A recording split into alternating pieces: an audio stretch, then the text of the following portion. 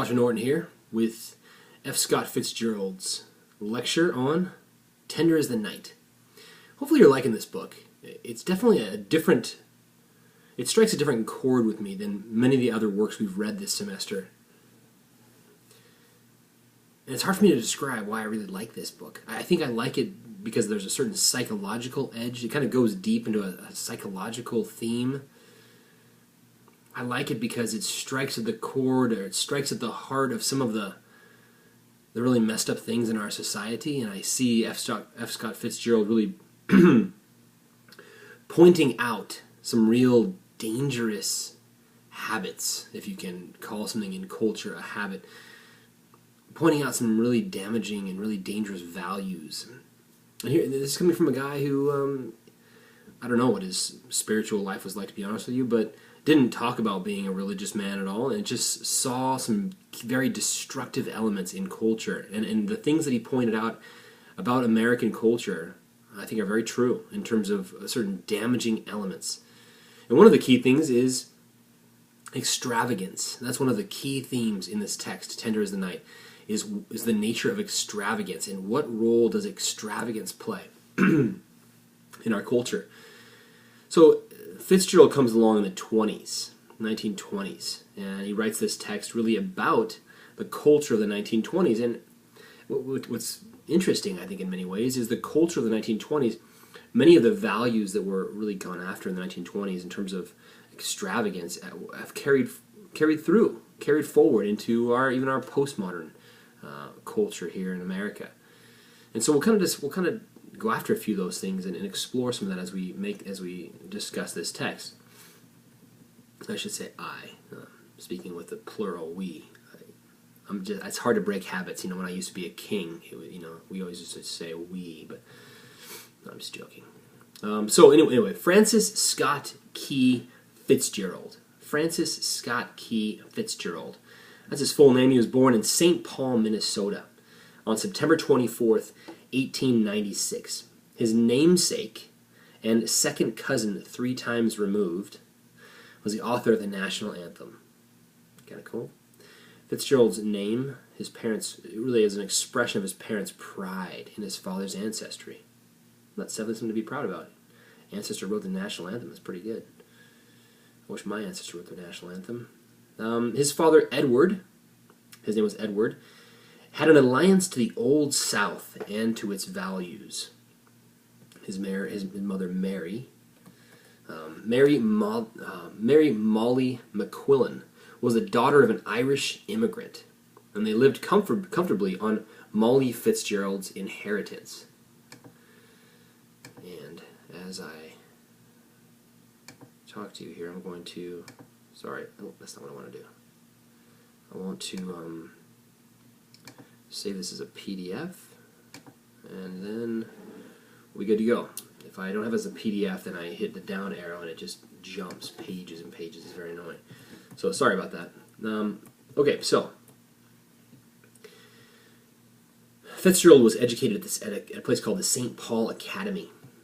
And here he began writing at a young age. His first writing experience was at the age of 13, and he wrote a detective story in the school newspaper. Then he went to Princeton for his college education. He was a class of 1917. For the most part, historians say that he neglected his studies. He preferred to work at his literary apprenticeship. He wrote the scripts and lyrics for the Princeton Triangle.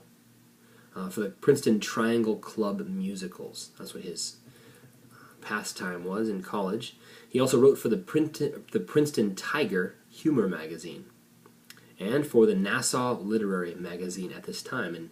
And all that writing and all that time going after his pastimes, or going after his extracurricular, put him on academic probation. And he was unlikely to graduate, so he joined the Army in 1917. Drops out of college, drops out of Princeton, joined the Army. He became a second lieutenant in the infantry.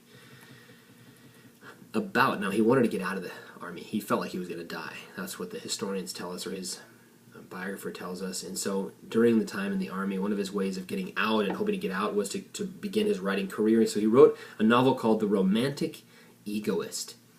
It was rejected by a company called Charles Scribner's and Sons. We still have Scribner's around these days. But the letter was not just a straight rejection. It was a letter that asked for a resubmission. So, in June 1918, Fitzgerald was assigned to Camp Sheridan in Alabama, and he began rewriting that text. Also, while he was at Camp Sheridan, he fell in love with a beautiful young lady, an 18-year-old gal named Zelda Sire. She was the daughter of an Alabama Supreme Court judge. He didn't feel like he could marry her as a poor man, though. And so after he was discharged in 1919 from the Army, 1919, he went to New York City to seek his fortune. Zelda, unfortunately, was unwilling to wait, and so she broke their engagement. Rough. In 1919, July 1919, he quit his job. He returned to St. Paul to rewrite his novel as that original novel with a new title called This Side of Paradise. And it was accepted by Maxwell Perkins of Scribner's. So the same group there, basically, is different part. And this text, called This Side of Paradise, made Fitzgerald famous overnight. It was published March 26, 1920. It made the 24-year-old Fitzgerald famous almost overnight. 1 week later, he married Zelda. He went and got his girl. They married in New York. And the success turned the couple into massive partiers. And this was really the story of Fitzgerald's life was just, well, extravagance. I mentioned that already, right? An overwhelming sense of extravagance, these two. And we see a lot of that in The Great Gatsby as well as in this text too. What is the effect of extravagance? What is the effect of a culture that drives men and women, it tempts men and women toward more? Fitzgerald became an alcoholic early on in his life, but he always claimed to have written sober. Zelda Fitzgerald drank a lot as well, but she did not claim to be an alcoholic. In response to the critics' claims that Fitzgerald was overly concerned with love and success in his work, he replied, "But my God, it was my material, and it was all I had to deal with." Some chief themes in Fitzgerald: aspiration, mutability or loss, and the jazz age. He wrote, "It was an age of miracles. It was an age of art. It was an age of excess. And it was an age of satire." The Fitzgeralds lived in France from 1924 to 1926, and it was here that he wrote The Great Gatsby. The marriage was damaged when they were living in France because Zelda had an affair with a French naval aviator. That never helps. In Paris, Fitzgerald met Ernest Hemingway, and this was a really key career move for Fitzgerald, meeting Hemingway and really getting to know this man. They formed a good friendship, and Fitzgerald respected Hemingway's personality and genius. There was a lot about Hemingway that Fitzgerald really liked and really wanted to know and really be a part of. In April 1930, Zelda suffered a mental breakdown. And I'm going through this because some of this is very important, even for as we look at our text, Tender as the Night.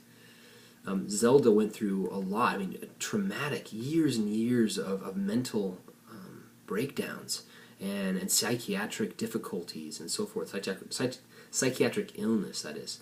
She was treated at Prangen's clinic in Switzerland until 1931. She had a relapse in 1932, and they moved back to the States. And she entered Johns Hopkins Hospital in Baltimore, and really spent the rest of her life in these things called sanitariums. I don't think we call those that same thing nowadays, but it was definitely a different age. Fitzgerald rented a house outside of Baltimore to be close to Johns Hopkins Hospital and be able to visit Zelda. And it was here that he completed his fourth novel, Tender as the Night. Obviously, you can see what's going on here. So, hitting with This Side of Paradise, great success, hitting the road, going to Europe, the road show, just doing it all, living it up. And then at the same time, dipping into all this extravagance. At the same time, his wife is struggling with mental illness. Tender as the Night, it's published in 1934. It was a commercial failure. As you may know, many great works of literature were commercial failures when they were first published. In 1936 and 1937, this period was known as the crack-up for the Fitzgeralds. They lived in hotels in North Carolina, where in 1936 Zelda entered another hospital called Highland Hospital. Fitzgerald, during this time, 1937, summer 1937, moved to Hollywood, or began traveling back and forth to Hollywood. He got a 6-month Metro-Goldwyn-Mayer screenwriting contract, which was a huge success for him. At $1,000 a week he was making, which is not much for today, although not too shabby, $4,000 a month. But for him, this was a huge success. And in that day and age, I mean, I don't even know how to do the equivalent for in today's dollars, but I'm sure many times that amount is what the equivalent would be today. So this was a huge success. But he was making trips back east to the west, back to the east to Baltimore to visit Zelda. Problem was, in Hollywood, Fitzgerald fell in love with a woman that he was working with, a Sheila Graham. And he met her while working on his Hollywood novel, The Love of the Last Tycoon, that was published in 1939. He had written more than half of it, but he died of a heart attack in Sheila Graham's apartment on December 21st, 1940. Zelda Fitzgerald ended up dying a few years later in a hospital fire in the Highland Hospital in 1948. Fitzgerald most likely died thinking that he had failed as a writer. Isn't that crazy? There was a great Fitzgerald revival, however, after his death, and by 1960 he had gained fame, posthumously, we would call that, as one of America's greatest writers. The Great Gatsby is believed now to define the classic American novel. Pretty neat. All right, so let's jump into this here. Let's jump into this text. Let's take a little break. We'll be right back.